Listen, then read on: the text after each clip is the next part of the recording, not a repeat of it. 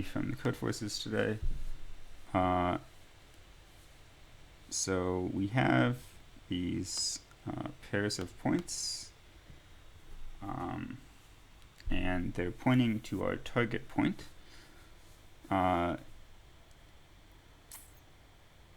But we don't know which clue, like which point pairs with which other point. Right, so we have these two lists, like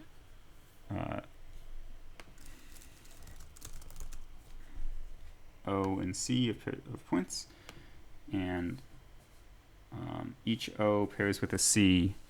Add them up and you get this target point, but you don't know the pairing. And there's 1,000 points.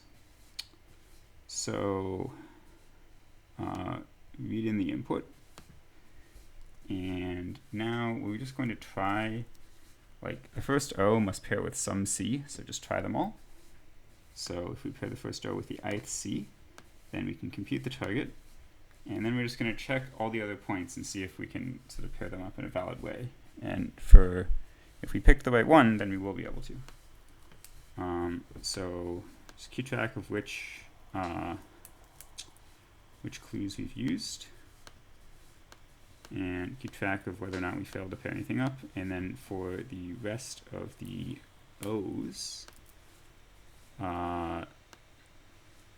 we need to find we can figure out what clue we want to find, because it's just T minus O, and then we can try and find it.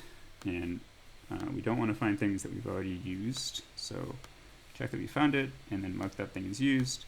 And if we didn't find anything, then we must have picked the wrong C initially.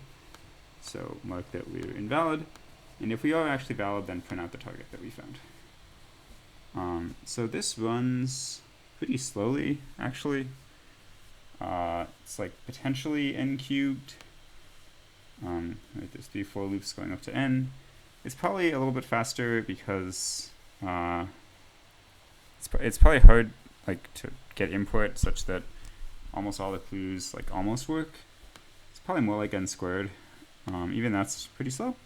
So I was reading the editorial, and there's a much nicer solution, which is just you add up all of the O's and all of the C's all together and just divide by n, and this must hit the target. Because you've added up n pairs of things that all hit the target. That's a really nice solution that runs in O of n.